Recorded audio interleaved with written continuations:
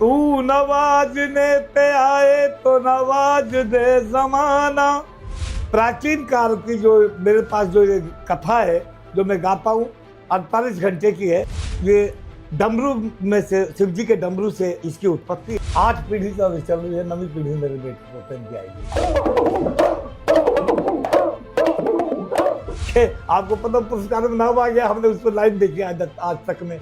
तो मेवाती और जोगी का कॉम्बिनेशन कैसे बना? तो हमारी जाति जोगी है, इस्माइल नाथ पंथ था। समाज ने किस तरह से इसको लिया? इसके लिए देश के प्रधानमंत्री के लिए लंका चढ़ाई पर आप अपना प्रसंग सुनाते हैं।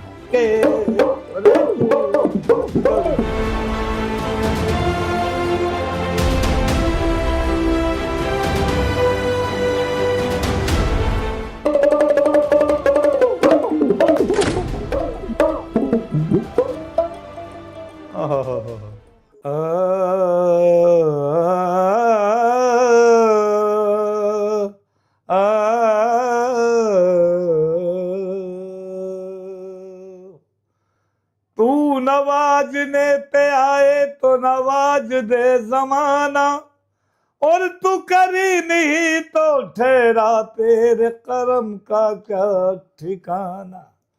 मुझे ये गम नहीं है कि ये बदल गया जमाना, ए मेरे जिंदगी के मालिक कहीं तू बदल न जाना। भाई इत दिल्ली उत आगरो बयाना और बैराठ, इता चकल्ला बीच में बसे मंज मुलक मेवात। पांडवों के करे प्राचीन काल की जो मेरे पास जो ये कथा है जो मैं गाता हूँ 48 घंटे की है। और पांडवों के कड़े में 5 भाई और एक उनका वीर अभिमन्यु और एक बब्रिक, इनको मिलाकर के 7 कड़े गाता हूँ मैं, जो कि 51 घंटे की करीब रिकॉर्डिंग बैठती है इसकी किया है मैंने। और आपके बीच में आप सुनिए पांडवों का कड़ा। अरे वे सपरे से सतासिया, अरे लोगों में बरस भी गया है बीत, जानू पंडू अब हुआ है। अरे जिनकी तो जगत कर भी परती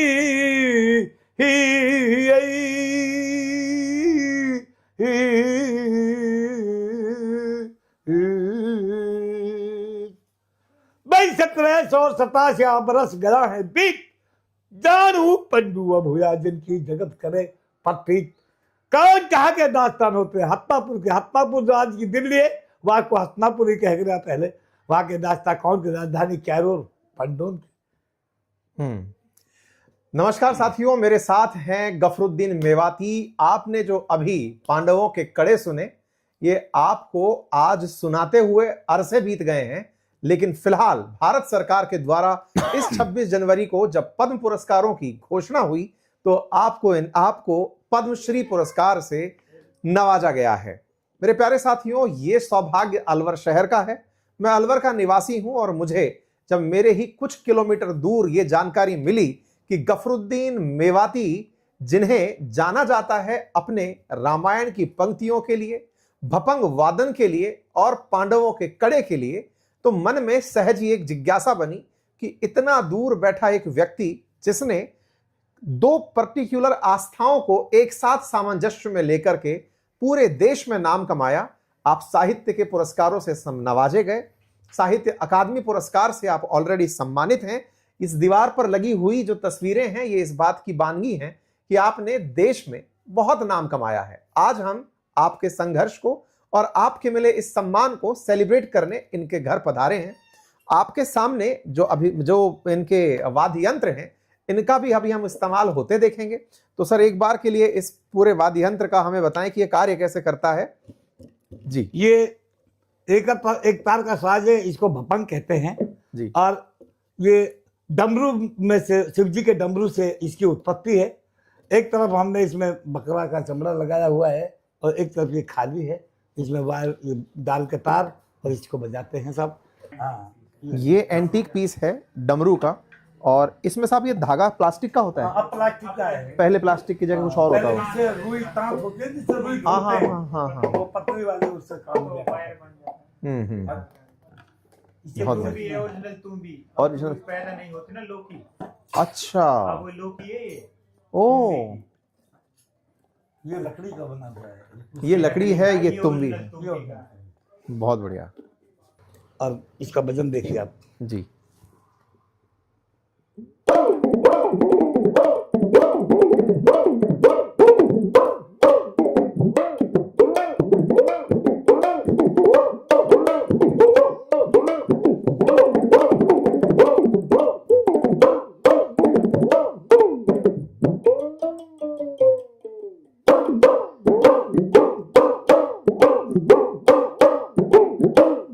बहुत सही। मैं तो सर केवल धुन सुन के ही मोहित हो गया। ये भपंग सर जो आप बजा रहे हैं, इसका कब से साज का आप उपयोग कर रहे हैं सर? इसके साथ 8 पीढ़ी का चल रही है, 9वीं पीढ़ी मेरे बेटे पोते की आएगी। अच्छा, 8 पीढ़ी से? 8 पीढ़ी से पहले दादा परदादा पिताजी, उसके बाद में फिर मेरा बेटा है शाहरुख खान है, तैयब खान छोटा भाई वो है, और एविल नाम का एक पोता है, एक डेविल है, हाँ। एक टेक्चर शर्मा नाम का एक मेरे साथ शिष्य हो रहे, और साहब जी के एक ननक नाम का है, वो सीख रहा है, और मतलब कम से 35 लोग मेरे उसमें। बहुत बढ़िया, बहुत बढ़िया।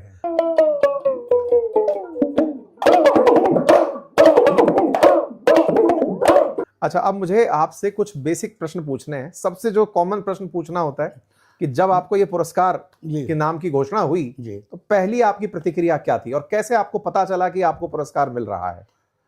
देखो, मुझे कोई पता नहीं था कि मुझे पुरस्कार मिल रहा है। अच्छा। मैं तो गाता चला रहा था, अपने कामों को कर रहा था। उस दिन जो पुरस्कार मिलेगा, उस दिन मैं सूचना केंद्र अलवर में श्रीमान भूपेंद्र यादव जी मंत्री, जो गृह मंत्री हमारे, गृह उसमें मतलब दिल्ली में जो मंत्री हमारे, पर्यटन मंत्री हमारे अलवर के सांसद जी, उनका कार्यक्रम था, और श्रीमान संजय शर्मा वन विभाग के मंत्री हमारे राजस्थान सरकार में, उनका कार्यक्रम था। ठीक है। मैं सूचना केंद्र में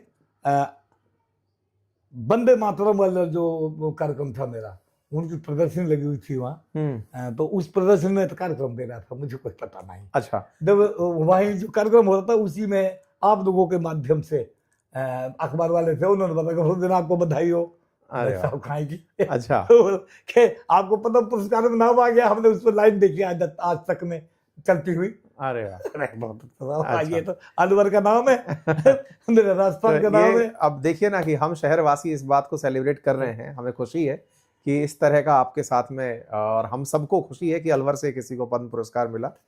तो जब पहली प्रतिक्रिया परिवारजनों को ये बात पता चली कि ऐसा कोई पुरस्कार मिला है, तो इन सबके सहज भाव क्या थे? क्या ये जानते थे कि पुरस्कार क्या होता है या इस सम्मान का मायना क्या होता है? नहीं, ये कुछ नहीं जानते। ये तो जो खुश हुए कि कई चीजें पद्म, जो पद्मश्री मिले तो कैसे दिखाने आए, तो बता चाहिए, कुछ नहीं जानते इसके बारे में। और कब आपके हाथ में आएगा? शायद 5 अप्रैल 5 अप्रैल को आपके हाथ में आ जाएगा। तो पद्म पुरस्कारों की जो घोषणा है ये होती है 26 जनवरी पर, और फिर उसको आपके हाथ में दिया जाएगा, और उसका एक समय होता है। आपको 5 अप्रैल के आसपास की जानकारी दी गई है। सरकार से कोई ऐसा कागज जो आपके पास आया हो जिसमें यह दिखाया गया हो कि साहब ये आपका नाम है और हम इस तरह से आपको सम्मानित करने वाले हैं, ऐसा कुछ मिला? अरे उस दिन तक बाद में लिस्ट में उसमें नाम आया था। अच्छा। तो वो लिस्ट बताई उन्होंने, 41 नंबर पे नाम है अपना। अच्छा। अलवर का गफरुद्दीन मेवाती जोगी। ठीक है। 8 अलवर राजस्थान। तो ये तो हुआ आपसे सामान्य परिचय जो इस घटना से जुड़ा है। अब मैं थोड़ा सा पीछे लेके चलूंगा। नाम गफरुद्दीन मेवाती जी, मेवात अपने आप में, और जोगी, तो मेवाती और जोगी का कॉम्बिनेशन कैसे बना, ये थोड़ा सा बताइए। ऐसा सर, हमारे पूर्वज जो थे वो चौहान वंश से हैं। हमारा निकाल है अजमेर के पास में सांभर से। अच्छा। तो हमारे एरिया में 210 गांव बसे हुए हैं चौहान वंश के ठाकुरों में से ही। अच्छा। जो आजकल मेवात कहलाती है, वो मेव जोगी, वो मतलब मेवात, मेव समाज के लोग रहते हैं। अच्छा, मतलब चौहान राजपूत जो हैं, हाँ, उनसे ये अपने आसपास के जो 210 गांव बसे हैं। हाँ। ठीक है। फिर और उनके वहां पे सब, हम पहले वहां से उनके साथ ही निकल के वहां से आए यहाँ। जो मुगलों से झगड़ा हुआ, छोड़ करके अकबर बादशाह कोई था जो उससे लड़ने के लिए उनके पीछे यहाँ बसा पूरा हमने रह दिया। ठीक है। तो हमारी जाति जोगी है, इस्माइल नाथ पंथ था एक, 9 नाथों में। ओके। और मतलब गुरु गोरखनाथ के 9 नाथ है। वो ओके। आप हिस्ट्री उठा के देखते हैं तो उसमें 9 नाथ है। हाँ हाँ। 9 नाथों में एक इस्माइल नाथ पंथ है। हम्म। उस पंथ से हम लोग हैं ओके। जोगी, ओके। हैं जोगी, इस्माइल नाथ तो पंथ के जोगी। ये अपने आप में आप सभी लोग जो देश के किसी भी कोने में बैठकर इसे देख रहे हो, उन्हें इस बात से थोड़ा सा जानकारी मिले कि जो राजस्थान में मेवात समुदाय है, जो धर्म में इस्लाम मानता है, इनकी जो ओरिजिन है ये हिंदुस्तान के ही राजस्थान में, राजस्थान के अंदर अजमेर के चौहान वंश से आपकी नीतियां जुड़ी हुई हैं, पीढ़ियां जुड़ी हुई हैं, और आप इस बात में इसी के लिए अपने सरनेम में जोगी लगाते हैं। ठीक है सर, लेकिन जब आपने ये सब चीज की तो समाज में, आपके समाज की प्रतिक्रिया क्या रही? समाज ने किस तरह से इसको लिया? इसको थोड़ा सा मुझे ऐतिहासिक दृष्टिकोण से बताएं। समाज ने बहुत अच्छा लिया। उन्होंने देश के लिए और देश के प्रधानमंत्री के लिए हाँ। और सरकार के लिए बधाई दे रहे हैं सब लोग अरे कि बधाई हो, जब से हमारा देश आजाद हुआ, जब से हमारे मेवात के लिए कोई अवार्ड नहीं मिला है। ये हमारा मेवात जो है, मेवात के नाम से जो अवार्ड दिया गया है, हम उसके लिए अब बहुत बधाई देते हैं। तो बहुत आपने उसका अपने आभारी नाम में मेवाती नरेंद्र लगाया मोदी हुआ है। जी का, प्रधानमंत्री नरेंद्र मोदी जी का बहुत आभारी है हमारा क्षेत्र। सब कहना बहुत आभारी है। जब से हमारा देश आजाद हुआ किसी ने हमारे लिए अवार्ड नहीं दिया, अब की बार दिया है, हमने भाई उसको बधाई और सरकार को ये बधाई। निश्चित ही पहचान का काम है। जी। अच्छा, आप कुछ हमें रामायण की, जैसे आपने कहा लंका चढ़ाई जी। पर आप अपना प्रसंग जी। सुनाते हैं, हाँ। कोई पंक्ति आपके मुंह से सुन जी। पाए?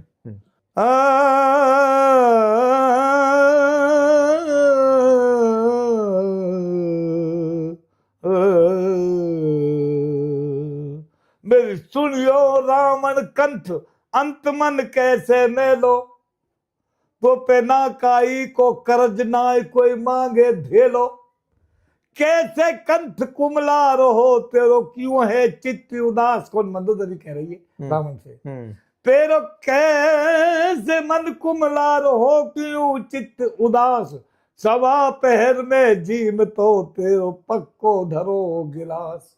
तो कहने लगे ऐसी कोई बात नहीं है, चलो ये अच्छा नहीं किया जो तू सीता को चुरा के लाया, ये आपने बहुत बुरा किया है, और इस बिगड़ सोचे समझे आपने ऐसा किया है, तो मुझे कुछ आप असगुन लग रहे हैं।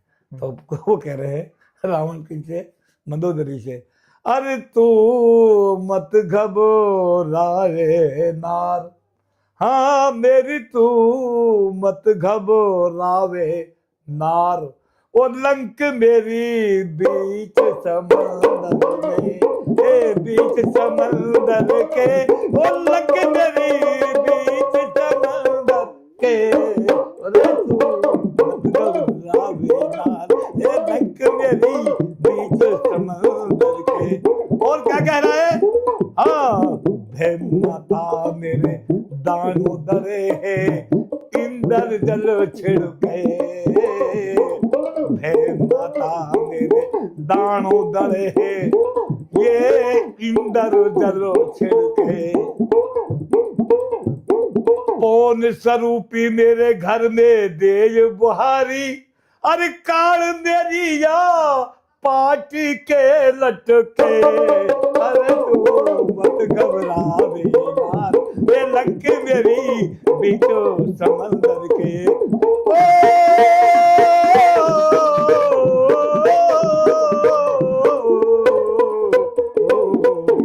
अरे तू मत घबरावे नार, वो लंक मेरी बीच समंदर के। बहुत बढ़िया, शानदार प्रस्तुति है सर आपकी, और हम तो बहुत ही अभिभूत हो गए। आपका जो सुरताल मैच खाता है और आपकी उम्र के साथ, और जो आपका जज्बा है ना, ये तो ऐसा प्रतीत होता है कि किसी बच्चे की तरह है। मैं उसी दिन से डेली लगातार गा रहा हूँ। कितने समय से लगभग गा रहे हैं? 15 दिन लगातार कार्यक्रम चले, रात दिन। अच्छा। रात में 3 बजे पहुंचा हूँ। मेरा अजमेर कार्यक्रम था अभी यूनिवर्सिटी में, और वो सम्मानित के लिए बुलाया था, कुछ बच्चों के लिए उन्होंने प्राइज बंटवाई थी मुझसे बहुत बढ़िया सम्मान में। और उसके अमरूदों का मेला लगा था ना अभी सवाई माधोपुर में, करोड़लाल मीणा जी के वहाँ कार्यक्रम में 2 बजे तक जागा हूँ रात में, इसलिए आवाज थोड़ी नहीं, बहुत अच्छा है सर। हम का ज्यादा समय नहीं लेंगे। 65-68 साल की उम्र। कोई ऐसी यादगार पूरी इस घटना में, कोई ऐसी पद्म पुरस्कारों के मिलने से पहले कोई ऐसा वाकया आपके दिमाग में है जिसने आपको आपके इस काम के लिए प्रेरित किया हो कि यार मैं जो कर रहा हूं बहुत बढ़िया कर रहा हूं? ऐसा कोई यादगार क्षण किसी ने पहचाना हो, किसी ने सम्मानित ऐसे किया हो जब आपकी अपेक्षा ना रही हो? देखो, मुझे सम्मानित हमारे दिल्ली में किया, मुझे नूह में किया, मुझे यहाँ हरियाणा में भी एक कार्यक्रम था। वो बोला भाई लगे रहो, हमारा एरिया का नाम पे है और आप जब तक जियोगे ये विधा बची रहेगी और आप मर के तो विधा खत्म हो जाएगी, कुछ बच्चों को और सिखाओ। तो इसलिए मैंने 33 बच्चों के लिए सिखाना चालू किया। दोबारा जब पन्नों की जो कला है ये एक बहुत बड़ा वो है, इसके लिए भी मैंने बचाने के लिए और बच्चों को और सिखाना चालू कर दिया। और उन्होंने कहा तुम लगे रहो, किस दिन तो बैठे नदिया किनारे किस दिन तो लहर आएगी। मुझसे कहा, मैं बोला भाई हमारे खानदानी काम इससे हमारा गुजारा होता है, यही हमने चला और कोई काम नहीं हम करेंगे। एक बार बहुत बड़ा आपको मैं वाक्य सुना रहा हूँ कि चीन के बॉर्डर पे कार्यक्रम था मेरा। अच्छा। उसमें क्या कर रहे हैं, तीरी मनेरी चक्राता में था ऊपर। ठीक है। और हूँ बारिश चालू हुई साहब, और रात भर बारिश वहां बरसी, बहुत तगड़ी बारिश हुई। तो वहां मैं एक भजन गा रहा था उस वक्त उद्घाटन के कार्यक्रम में। अरे घरे आ गए लक्ष्मण राम, पूरी मेरा आनंद भाई, घरे आ गए लक्ष्मण राम, पूरी मेरा आनंद भाई। ये मत कुशल्या पूछने लगी कहो युद्ध की बात, अरे हरे राम को मत कुशल्या पूछने लगी कहो युद्ध की बात। ये कैसे तो ही रामन मारो, कैसे लाए सिया साथ, पूरी मेरा नंद भाई के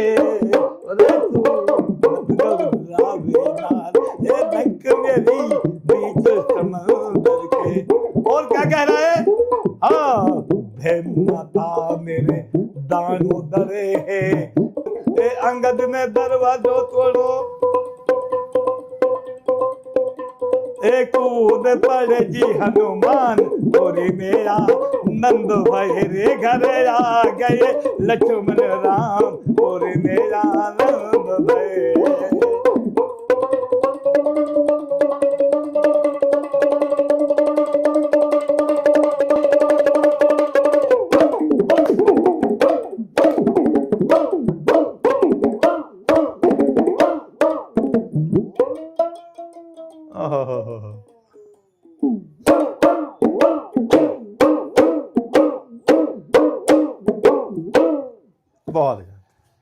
बहुत बहुत धन्यवाद आपका, और ईश्वर आपको लंबी आयु दे, आपकी विधा ऐसे ही संरक्षित रहे, लोगों तक पहुंचे।